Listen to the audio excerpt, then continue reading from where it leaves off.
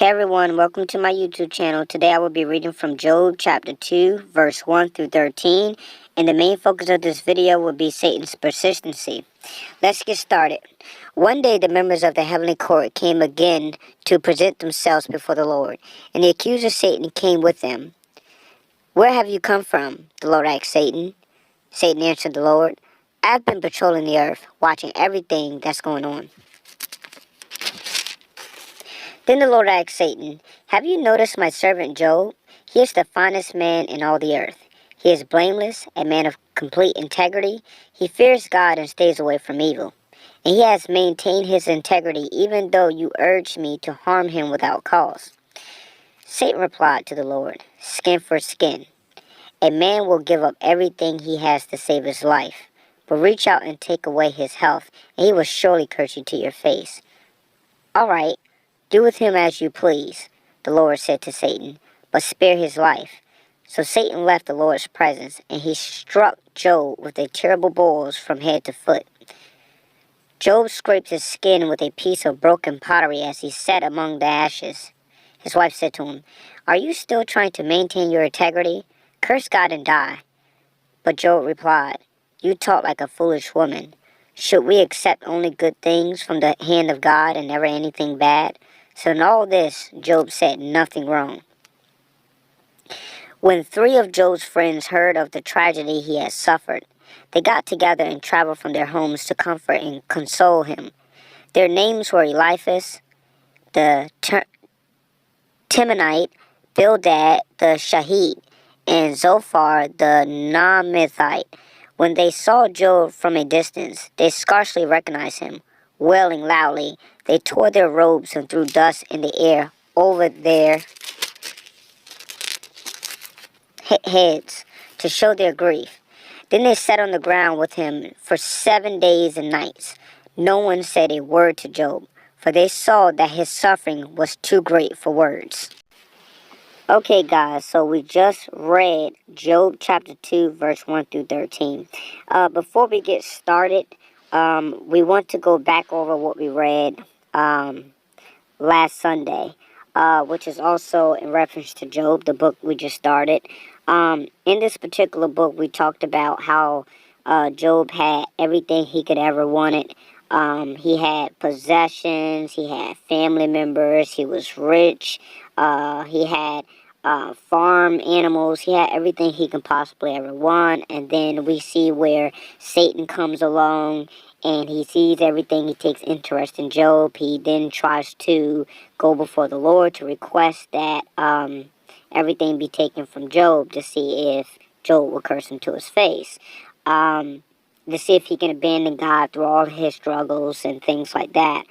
So that's what we covered there. We can see where Satan goes before the Lord in the first chapter, and then in the second chapter we see that as well, where Satan goes before the Lord a second time. But this time is different. This time, instead of Satan asking to take away everything that Job has as far as his possessions, as far as his home, his children, and everything like this, this time is a little bit different. Satan wants to take Job's life. However, God didn't allow Satan to take Job's life. Instead, he allowed Satan to do anything he wanted with Job except take his life. And so here's what it says in verse 4. It says, Satan replied to the Lord, "Skin for skin. A man will give up everything he has to save his life, but reach out and take away his health, and he will surely curse you to your face." "All right, do with him as you please," the Lord said to Satan, "but spare his life." So Satan left the Lord's presence, and he struck Job with a terrible boils from head to feet. Job scraped his skin with a piece of broken pottery as he sat among the ashes. Okay, and so here we can see where Satan has attacked his health.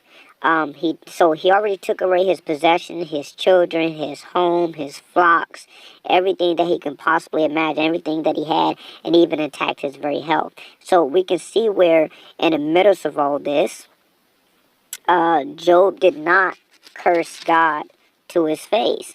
It says here in Job chapter 2 verse 10, it says, "But Job replied, 'You talk like a foolish woman. Should we accept only good things from the hand of God and never anything bad?' So in all this, Job said nothing wrong." Now, in the very first chapter that we read last Sunday, Job passed the first test. Now we see here in Job chapter 2, what did Job do? He passed the first test. For it says in verse 10, I'll read it again. It says, "But Job replied, 'You talk like a foolish woman. Should we accept only good things from the hand of God and never anything bad?' So in all this, Job said nothing wrong." If you can go up a little bit, from here in verse 8, it says, "Job scraped his skin with a piece of pottery. As he sat among the ashes, his wife said to him, 'Are you still trying to maintain your integrity? Curse God and die.'" Job never cursed God. Instead, what he did was he praised God through thick and thin. That's what Job did. So that's pretty much what's going on, is that, Satan is very persistent. He's trying to attack himself, his possessions, trying to make Job give up on God and himself. And Job just never gave up. He was a fighter until the end. He never gave up, even though he couldn't see why any of these things were happening. He fell on his knees. He praised God in the end. And Job is a very great story, because for us, I wouldn't know what to do if I lost everything that I had and just begin to crumble down. I've lost some things, but just never like Job. And we can see how the integrity Job has, his faith and everything in God. And I just hope to have faith like him, and I just hope to have that same integrity that Job had. But anyways, I want to go and read from Matthew chapter 24, Matthew chapter 4, if you guys can turn to that, that would be quite helpful in this story. I'm going to tell you why I'm going to be turning to Matthew chapter 4. We can see Satan's persistency in this. And what I'm going to be showing you is how Satan is persistent throughout the entire Bible. We can see it in the Garden of Eden. We can see here in the book of Matthew chapter 4. We can see it even in Job. And so throughout all the Bible heroes have struggled with the persistency of Satan. And even us today, we still go through it. Satan knows he has a short time left, and what he's trying to do is thwart God's plan. He's trying to make us cuss God, give up on God himself, trying to make us turn away from God. He wants us to focus on all our pleasures and all of these different things. And if he can get us drawn in, and then you lose your life, like we can lose our life today, tomorrow. We can lose our life in a blink of an eye. And because we have sinned and steady going on into the way of Satan, then after death, there's judgment. And then we will have to be held accountable for all the things we've done. And then that will determine where we spend eternity at. But I want to read from Matthew chapter 4. We're going to be focusing on the persistent.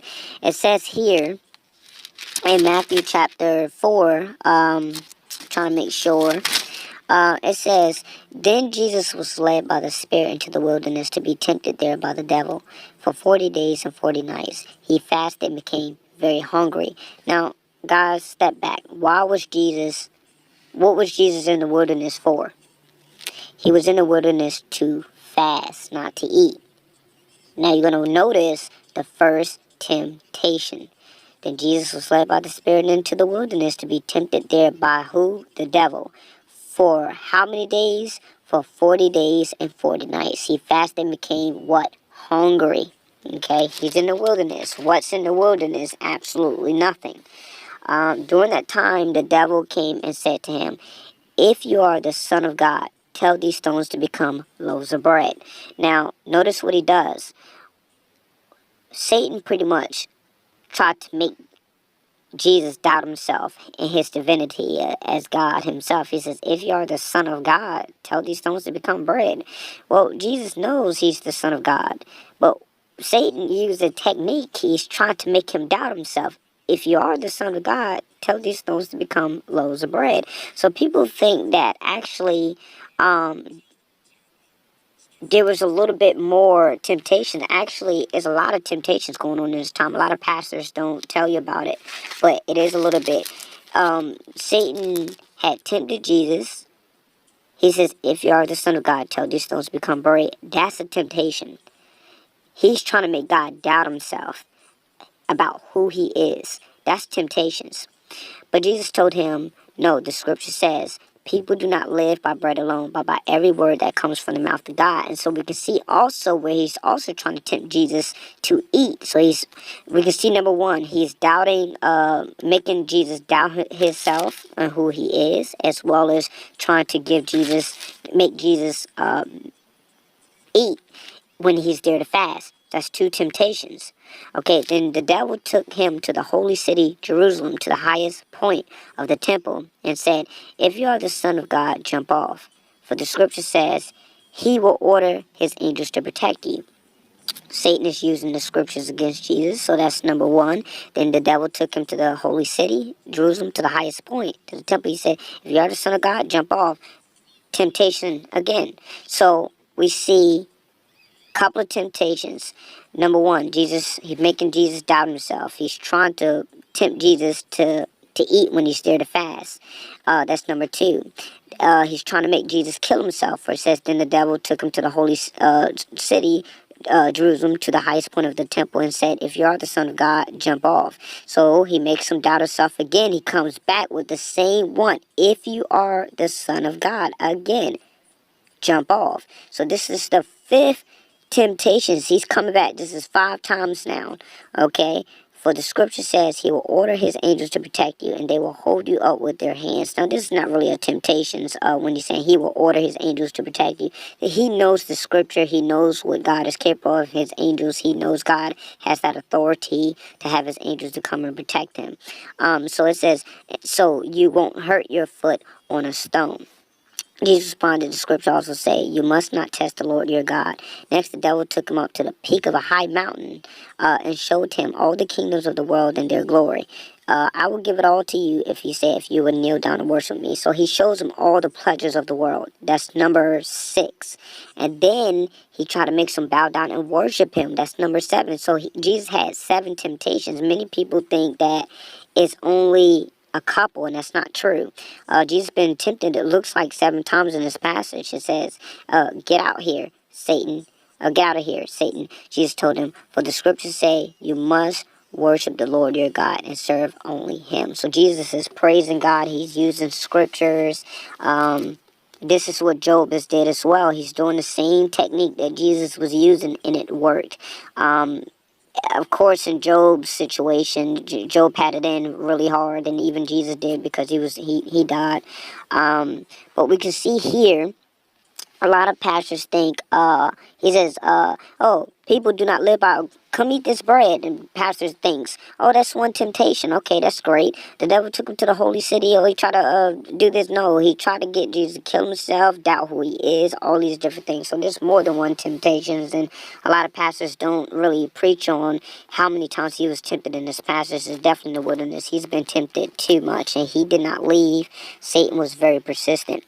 So in Job, we can see where he's also persistent as well, where he's just constantly attacking everything with Job. In the Garden of Eden, we can go back to Genesis, where he's tempting Adam and Eve to eat off the tree when God told them not to.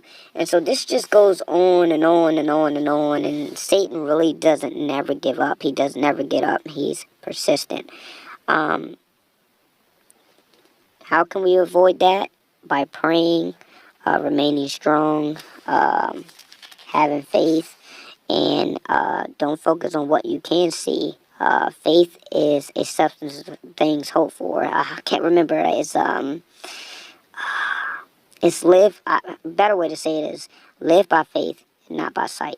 And don't focus on what you can't see. Like, why is this happening to me? What's going on? What's taking place? I don't know why these things are happening. Why am I being tempted? Why to have faith in God? We all know when you're tempted, no matter what it is Satan. If bad things happen, it's Satan going before God. Sometimes bad things happen because of the things you did, and as a result, it's consequences. So, That's why I say if you check my last video, just go check out my last video. Check your life. Make sure you haven't been sinning. Make sure you haven't done anything as the result to get consequences. But guys, I hope you like it up and subscribe. Like my channel. And even if you don't, that's perfectly fine. Thank you.